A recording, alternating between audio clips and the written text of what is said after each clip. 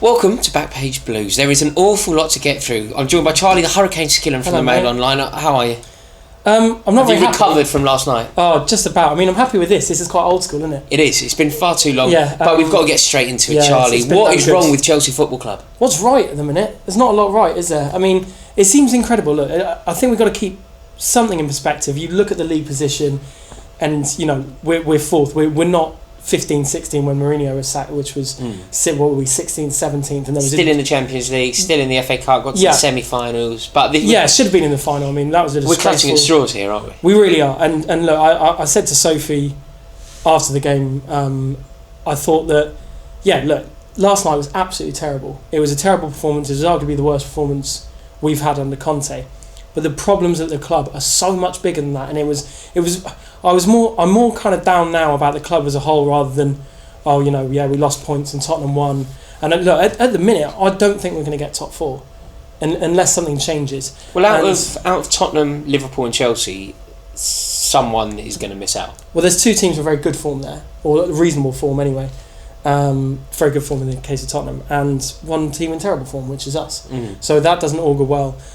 We've also got a period in February and March when we're playing Man United, Man City, Barcelona, all in one run. So it doesn't look very good, and I think the problems, the club I think has basically got problems top to bottom. It really has, starting with the owner, filtering down through the hierarchy, the manager and the players, and I think it's a symptom of the complete lack of long-term planning at the club. And I think that, to be honest, the success we've had over the past 3-4 years, which, last year was amazing, but I think it's almost been in spite of how the club sets itself up. Yeah, it's a real problem. The question that's certainly on my lips and on a lot of people's lips is Antonio Conte leaving? Yeah, without a shadow of a doubt. I mean, it's the biggest open secret in football that Conte will not be at Chelsea next year. What a disaster. What a shame. It would take a turnaround of such huge proportions for Conte to be in the dugout at the first game of next season. To be honest, I think the only question now is when he goes. It's such a shame. If we lose against Watford, does he go? I feel like he's so unlucky. I feel like he's the best thing about Chelsea at the moment. So do I. And he's just so unfortunate that his timing and the time that he has spent at Chelsea has coincided with the time that the club seem as unambitious as it's ever been. Absolutely. And I do not want Conte to go. I think that'll be a very, very black day for Chelsea. It really will. I will admit he hasn't helped himself, I don't think, in recent weeks. I mean, every press conference he's sort of slagging the club off. He's saying, I didn't get to do this, which is right. And that's been backed up by some pretty terrible performances on the pitch, which is obviously kind of his domain.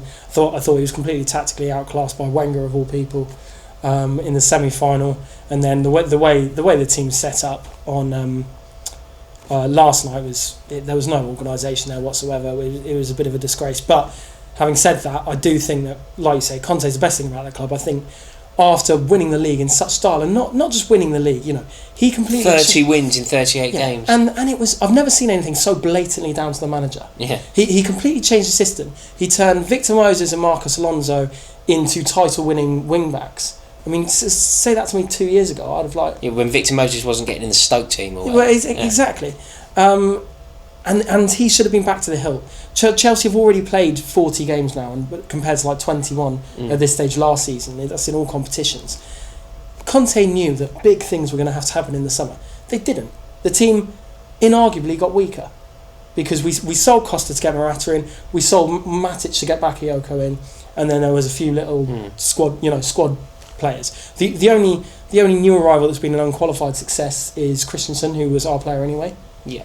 And he's not been backed, and he's taken that frustration out on the club, and I think it's not a good situation. So how did it get here? How did it get into this such a disastrous place? How have we gone from title winning? I think it literally started the day after we won the league. I think Conte was well aware that, and he's even said this publicly, which is a little bit strange.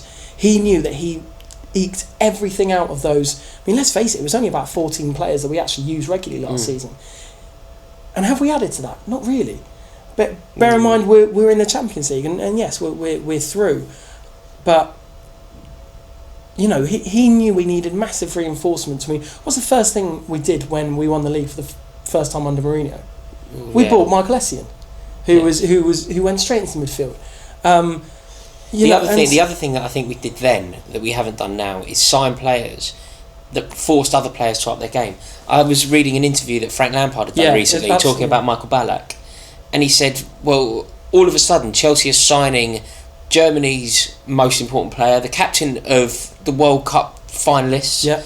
I need to up my game. Yeah. So what happened was, not only do you bring in a player with the brilliance of Michael Ballack, but you get a Frank Lampard who gets better. Frank Lampard forced himself to become an even better player because we signed players around him. Absolutely. And he had to keep himself in the team.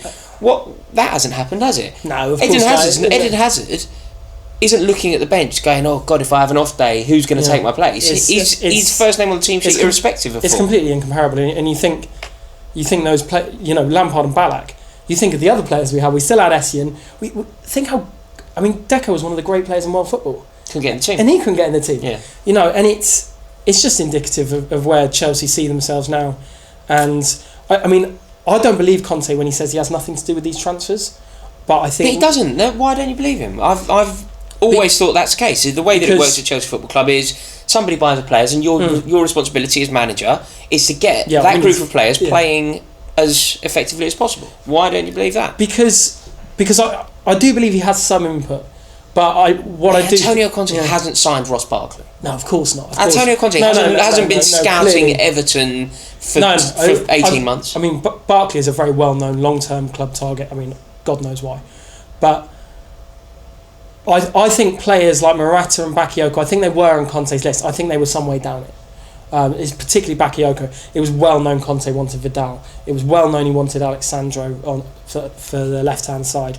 He wanted Bonucci, who admittedly hasn't had a very good season at all since he's moved to Milan. But he wanted that echelon of players. I mean, I think Vidal would have been amazing in the Premier League. I think it was just what we needed, a little bit more bite, tenacity in midfield. And he would have cost 60, 70 million, but that's the level that the big boys are playing at, and we're not there, and that's what's frustrating him. I just can't understand. So whose fault is this? I'm not having it's Antonio Conte. It's not Antonio Conte's. Like I said, with a slight caveat, I don't think he's helped himself in recent weeks, but it's not Conte. Personally, that's the last person you want to blame. I've already said I think the way the club's set up, it doesn't bode well for any manager trying to build something, which is fine in a kind of modern football way if you have that structure in place. Chelsea don't. Who is making these decisions? It's a very continental model where you have a director of football and a scouting network. I mean, obviously Chelsea have a scouting network, but we don't have that figurehead of the club. And then you have a head coach underneath. But Chelsea have just got Conte. Emanalo's obviously gone, and they've got some scouts. They're not particularly sort of well known. And then it's Marina. Yes, very well done. I bottled that one. And and she's kind of doing the negotiations for the transfers. So.